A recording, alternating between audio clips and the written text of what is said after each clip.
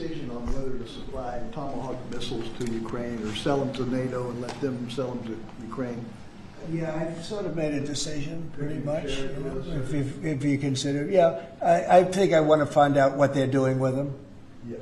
You know, where are they sending them? I guess I'd have to ask that question.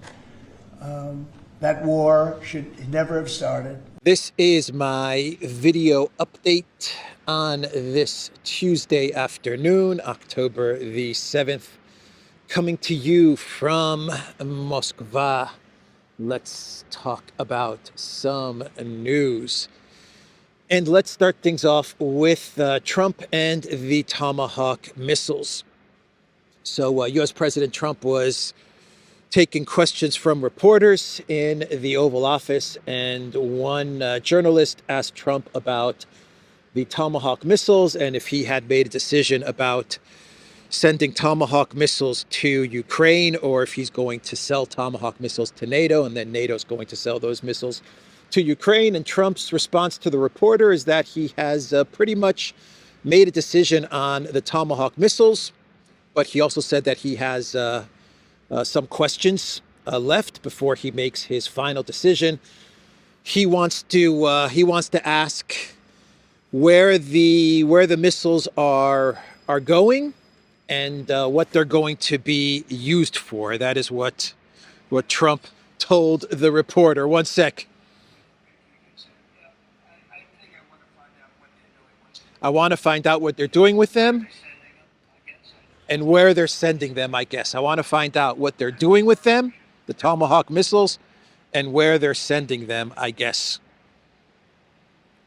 So once he gets those questions answered by NATO CEO Mark Rutte, then he's going to make his final decision on the Tomahawk missiles. Is this how these things go down? Really, the Tomahawk missiles that need U.S. military and U.S. targeting to be fired. This is how Trump is going to make his decision.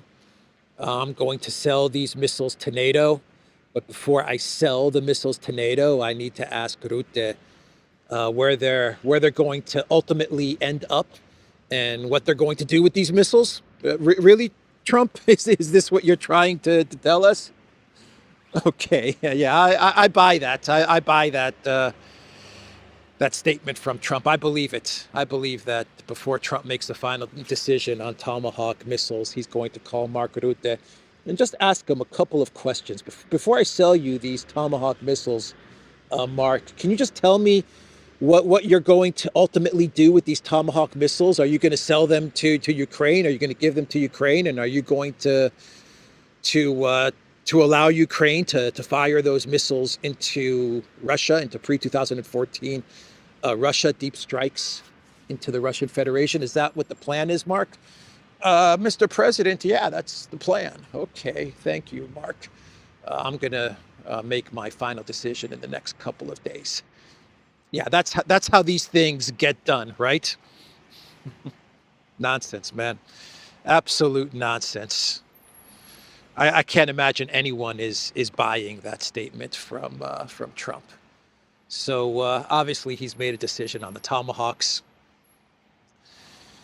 He's either trying to BS his way out of a decision where he has decided not to send the Tomahawks. That's why he comes up with a statement like the one that he made, or he has made a decision to give the Tomahawks to Ukraine, and he's trying to muddy the waters, right?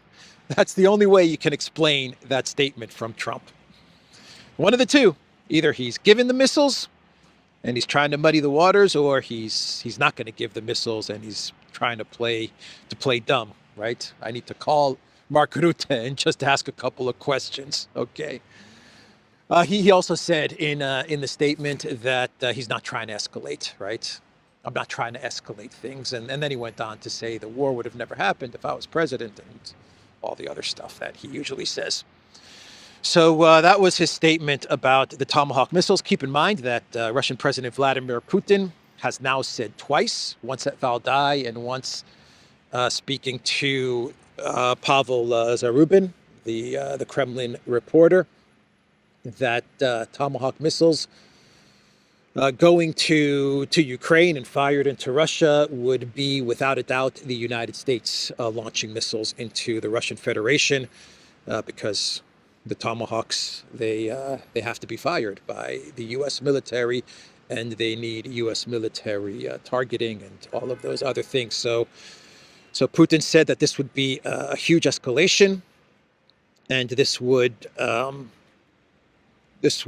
destroy any progress that has been made between the United States and Russia in the talks that they have been having, and the diplomacy that has been taking place, if you want to call it that, and the meeting in Alaska and all of that stuff. Putin said that the Tomahawks would be the effective end of the talks and the negotiations that have been taking place between the United States and Russia. So Putin has issued 2 warnings about the Tomahawks. Trump is either playing dumb, or he's trying to confuse everybody. The Tomahawks are either going to end up in Ukraine or not, and we'll probably find out when and if those Tomahawks are fired, or if they're never fired. We'll find out exactly what the final decision has been. But long-range missiles are going to go to Ukraine. I think that's the general analysis, conclusion to this entire saga, whether they're Tomahawks or whether they're Taurus missiles or whether they're something else.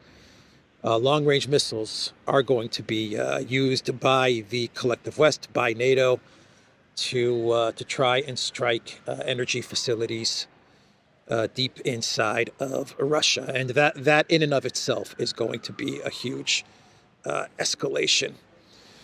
So that was what Trump said to the question about Tomahawks. He also took a question about Ghislaine Maxwell. That was a weird exchange.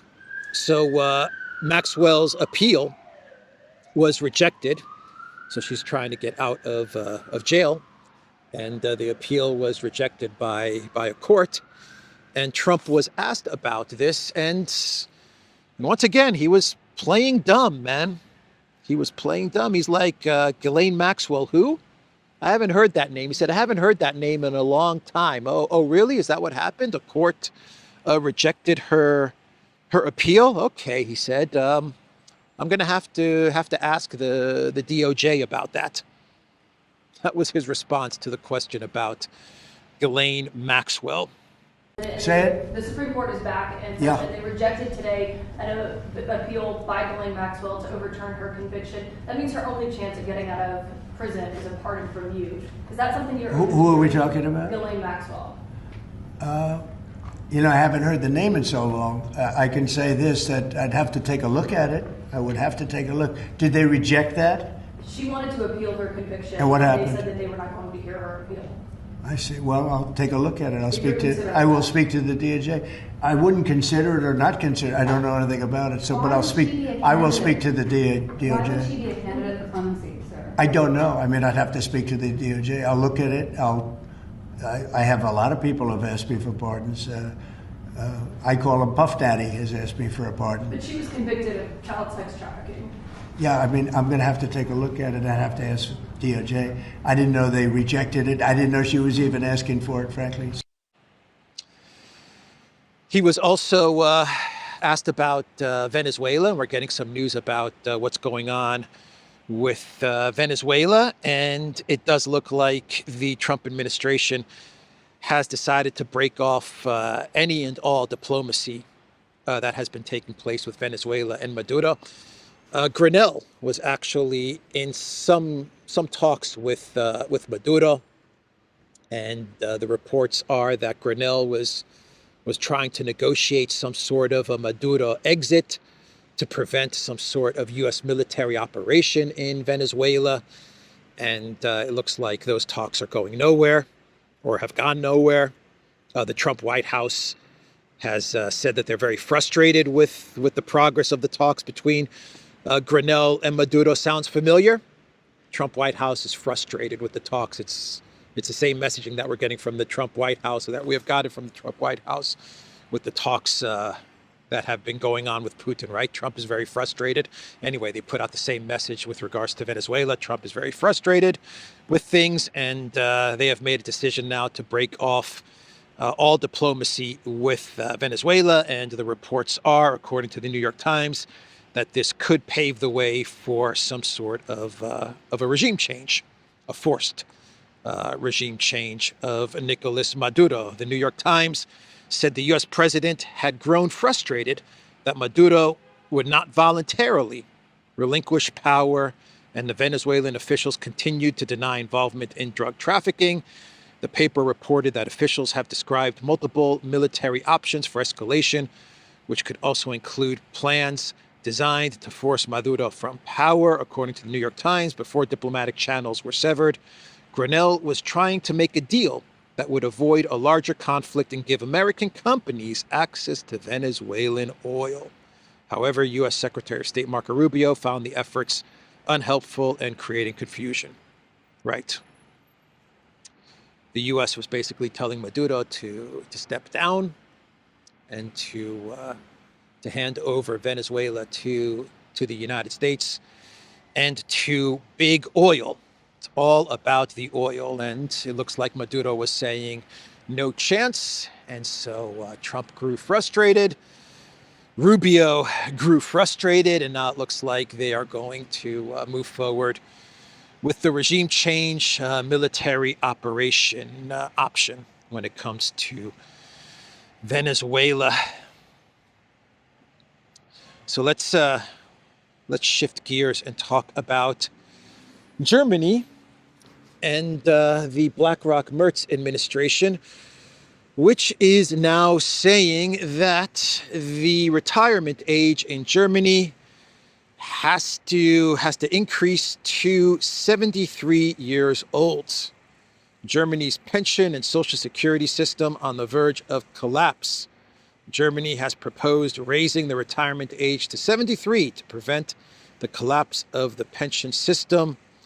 As per Reuters, Merz said that Germany can't afford the current social security system and that people will need to pay more from their income. People will need to pay more from their income because Germany, for some reason, cannot afford the social security system, while at the very same time, the German government, the BlackRock Merz administration, is sending billions and billions of euros to Project Ukraine and to the Alenski regime and to the military-industrial complex as well. So for these things, BlackRock Merz has more than enough money, right? He's even ready to take loans to get the funds needed to give to the MIC and to give to Alenski and Project Ukraine. But when it comes to the social security system and to pensions, no money. No money for that stuff. According to BlackRock Merz, here's a post from Lord Bibo, which says Germany in one picture. And you have one article from Bild with the title, Pension Boom. Germans should work until 73. And right underneath that, it says, Klingbeil promises Ukraine billions more. That's the message. Ukraine will be getting billions and billions more. Nothing's going to stop the money from going to Project Ukraine and going to the weapons manufacturers. But for pensions, nope. we have no money, man. We have no money, says BlackRock Merz. We have no money. German citizens will need to pay more from their income. And keep in mind that Kaja Kallas yesterday said that all EU citizens, if we don't get the 140 billion in Russian frozen assets to give over to Project Ukraine, then Kaja Kallas said yesterday that that EU citizens, that includes Germans, are going to have to pay for this from their taxes. So that's the messaging coming out of Germany. That's the messaging coming out of Europe. Whatever money they have, whatever money they can get, will be prioritized for war and for Project Ukraine.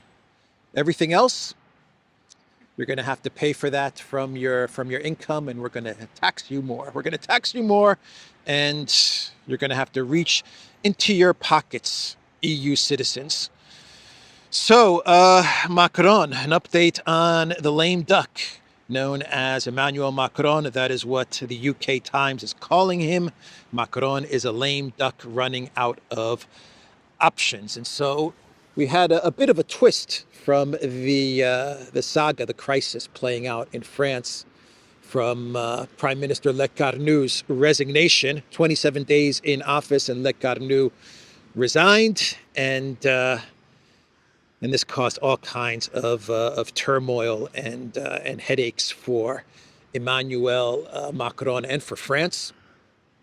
And Le Pen and the opposition parties, they are calling for elections. They want parliamentary elections right away. Le Pen said that Macron has run out of road. He has no more options. Macron, what he is trying to do is he is trying to buy some time. A day or two is what Macron is trying to get. Understanding that if parliamentary elections were to be held, National Rally and Le Pen would most likely win those elections, and he's trying to avoid having to call parliamentary elections, but he does not have many options. I don't think he has any options.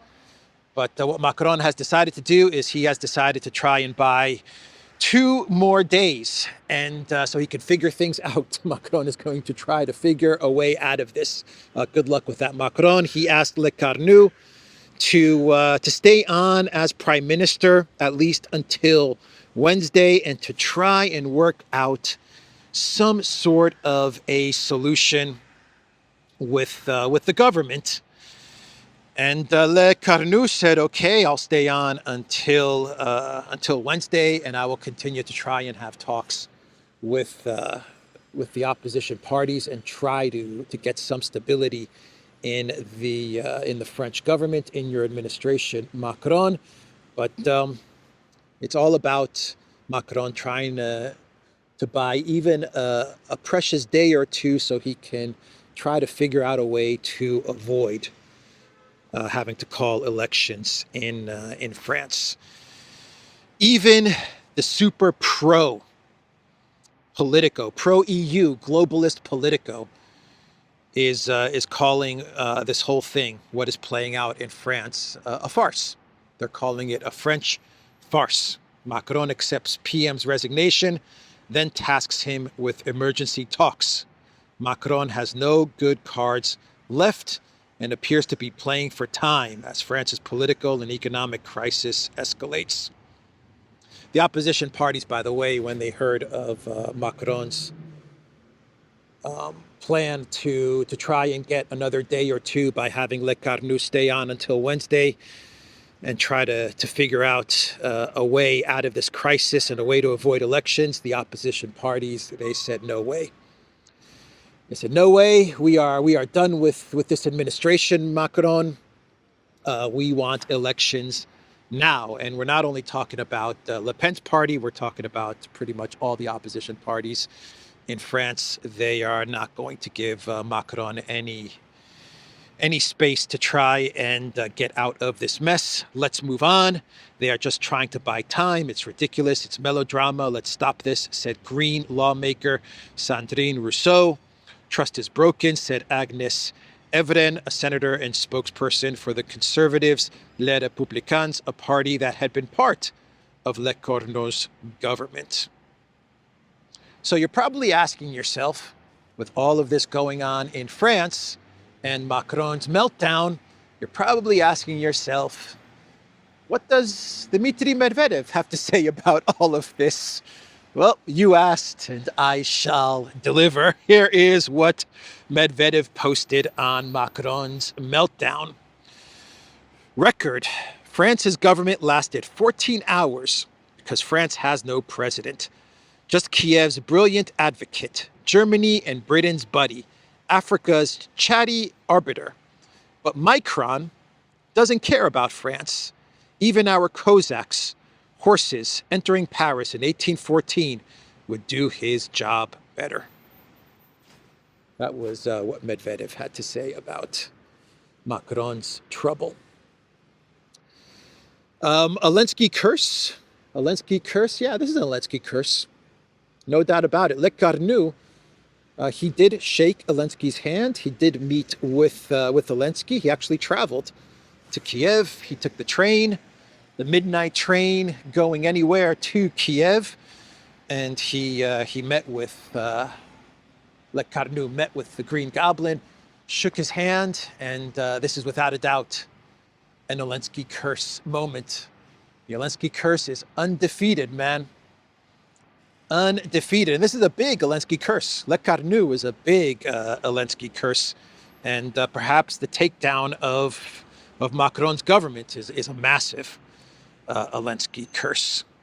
So anyway, that's an update on France. And sticking with the European Union, Viktor Orban, he came out with a statement yesterday, and he said that Hungary will not be looking to get the euro currency, which is required by countries in the European Union.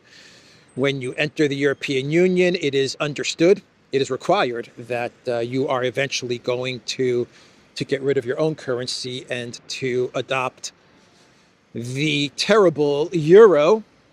Just look at Bulgaria. Croatia took on the euro, and now Bulgaria is going to adopt the euro by January or February 2026. Very bad move. But yeah, you're required to eventually adopt the euro. But Orban, he came out with a statement yesterday, and he said no. Actually, the only country that has an opt-out when they were negotiating their entry into the European Union, they actually got an opt-out from the euro, is Denmark. Every other country has to adopt the euro. But Orban said, no, Hungary is not looking to take on the euro. And his reasoning for this is because the European Union is disintegrating. He said the EU is disintegrating. He actually said the EU is falling apart, and he does not want to tie Hungary further to a union, to a bloc that is disintegrating and is falling apart. Very, very smart move from Viktor Orban. By the way, the Green Goblin, Alenski, he was speaking to the media yesterday, and Alenski said that Ukraine is going to enter the European Union with or without Orban. With or without Orban. Alenski can live with or without Orban. Yeah, he said it doesn't matter what Hungary says about Ukraine entering the European Union. Hungary can veto Ukraine's accession into the EU all they want, but according to Alenski, Ukraine is going to enter the European Union. I can't live with or without Orban, said Alenski. All right, so gold. Gold hit historic highs. $4,000, man. For the first time in history, gold is now worth $27 trillion. Amazing. Absolutely amazing. Bitcoin also hit a historic high. I think $124,000 Bitcoin. All-time highs, Bitcoin. All-time highs for gold. What is this signaling? What is $4,000 gold signaling? Well, here is a post for Arnaud Bertrand to summarize, to explain what might be going on. And here is what he posted on X. I was studying other times in history when gold prices more than doubled in the reserve currency of the time, as they did in the past year. It's rare and almost always a sign of profound loss of confidence in the existing monetary and political order, going all the way back to the Roman Empire, the so-called crisis of the 3rd century. And it often marked the transition from one era of power to the next, the fall of Rome, Spain's decline from world power, the French Revolution and terror, the end of Bretton Woods, etc. Interestingly, it's often actually as much a cause as a sign of these episodes, as this is effectively a transfer of real wealth from the poor to the rich elites who protect themselves with gold. This being what ignites the political upheaval. The weird aspect of the current episode is the relative silence around it. We're witnessing what may be one of the great pivotal moments in financial history, yet it's being barely discussed. The rich elites who protect themselves with gold. A historic transition in the world that is taking place. The unipolar world to the multipolar world. The loss of confidence in the reserve currency. Excellent post from Arnaud Bertrand. So let's do a couple of clown worlds and we can wrap up this video update on this rainy day. And before we get to our clown world, I forgot, Alex McFly. Before we get to our clown world, well, two things. Like the video, give this video a like. That would really, really help me out a whole lot. And that would help short circuit the YouTube algorithms. So if it's no trouble, give this video a like. And before we get to our clown worlds, we have to do our daily drone segment. Drone segment. I need some music. Someone needs to send me some music to segue into our daily drone update. Drone update. That's right. This is becoming a daily segment, very much like Clown World. So in today's drone update, we have the German economy minister demanding air sovereignty. That's right, the German economy minister, Katharina Reich. She is demanding that Germany become the leader in manufacturing drones in order to gain drone superiority and drone sovereignty. Yep, the German economy minister said Germany must become a leading location for the development and production of drones. Reich told DPA on Monday, citing the need to uphold the nation's air sovereignty, protect critical infrastructure, and of course, aid Project Ukraine. She also pointed to recent drone sightings in several European nations that were blamed on Russia and said that the events of the last few days made the need for Germany's own drone army unmistakably clear. Germany must mobilize all available resources to achieve rapid scaling of production and continuous technological development, she added, stating that Europe's security will be decided in German factories. Europe's security will be decided in German factories. I don't want Europe's security decided in German factories. No, thank you. No, thank you. But yeah, let's pour all of Germany's resources into manufacturing drones. 73-year-old retirement age. Yep. No money for pensions. But all the resources into the MIC so Germany can get air sovereignty and become the military power, the military leader in drones. That is according to the economy minister. So this has been your daily drone update, brought to you by the Alex Christoforou channel. Let's now go into a clown world, a couple of clown worlds. So Ursula, she's about to undergo, I believe on Thursday, we're going to have 2 no confidence votes for Ursula, one from the left of the EU Parliament, one from the right of the EU Parliament.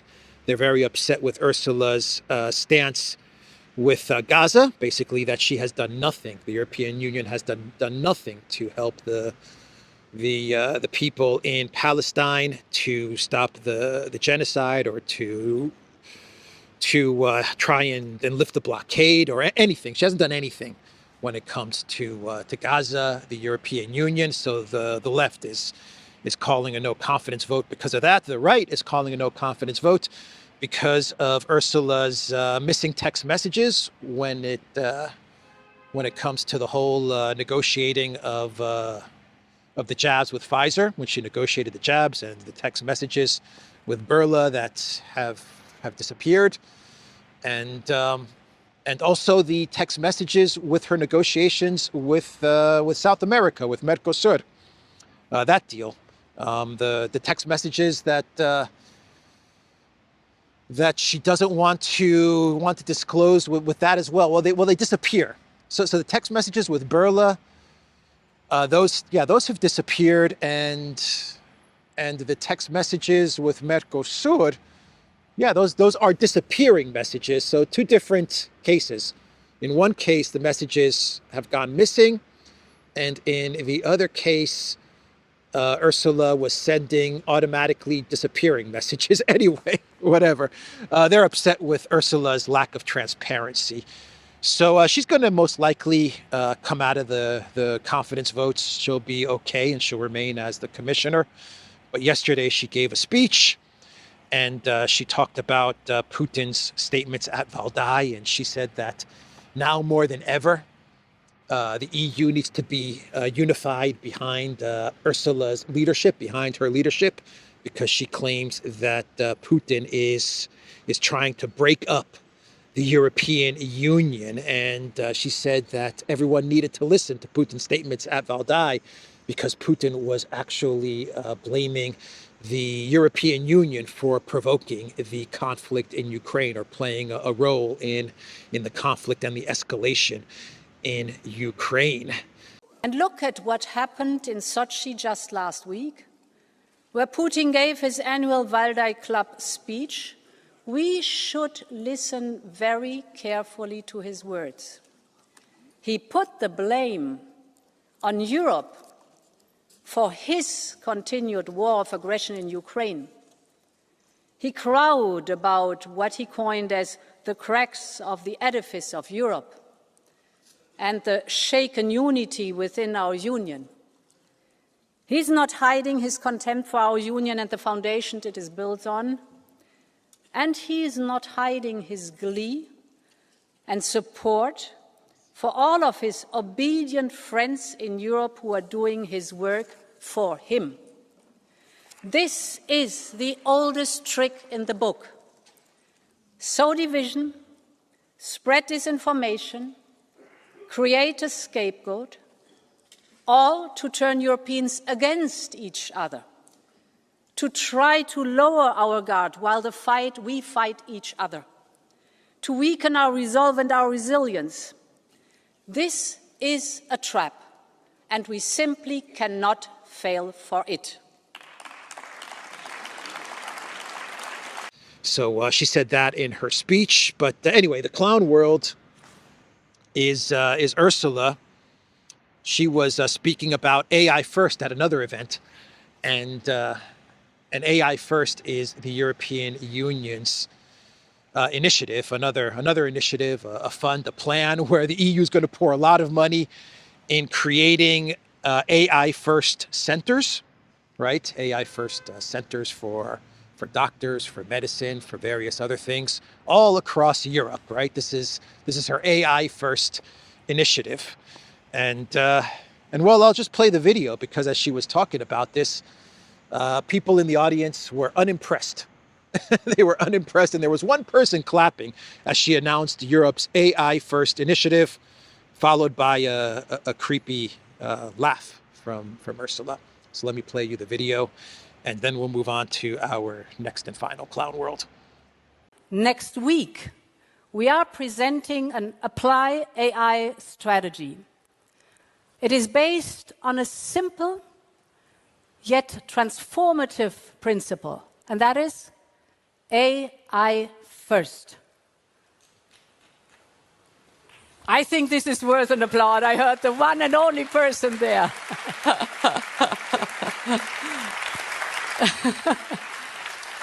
That was symbolic for the uptake of AI. One person starting, the rest following.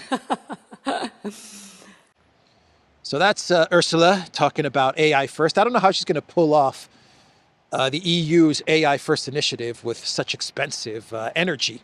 I don't know how that's going to work because AI is super duper energy intensive, and Europe doesn't have any AI to begin with. They're way behind in the AI race. So anyway, I don't know how she's going to pull off the AI first policy, but I'm sure it's going to make for a very good fund to pour a lot of money into, which is something that Ursula does best. Anyway, the next clown world is Latvia and Lithuania announcing that they do not have the funds to take part in November's climate conference, COP30 or COP20 or whatever it is, which is going to take place in Brazil. And they are requesting to participate in this conference via Zoom video because the price for hotels and for accommodation for the 10-day event could run into the price range of $500 per day per participant. And according to officials in Latvia and Lithuania, this money is just way over budget, and they're already in a financial squeeze, both countries, and so they're requesting for video participation. But money for Project Ukraine, they have. For Project Ukraine, they have the money. Lithuania said its delegation may stay away after being quoted prices for accommodation exceeding $500 per person per night. Latvia's climate minister, Kaspars Melnis, told the news agency that his country had asked conference organizers if its negotiators could join by video. We already basically have a decision that it's too expensive for us, he said. We have a responsibility to our country's budget. The two EU countries are facing widening budget deficits as defense and social costs surge. Latvia's 2025 deficit is projected at 3% of GDP, while Lithuania's shortfall is forecast at 2.3% of GDP, according to the IMF. So no money to attend a conference, but billions for weapons and for war and for Project Ukraine. That is the video, everybody. The Duran.locals.com. We are on Rumble and X and Telegram. And also go to Duran Shop, pick up some merch. It's starting to rain now. So I'm going to find somewhere to go and get out of this rain. And like the video and subscribe to the channel. And I will see everyone tomorrow. Take care.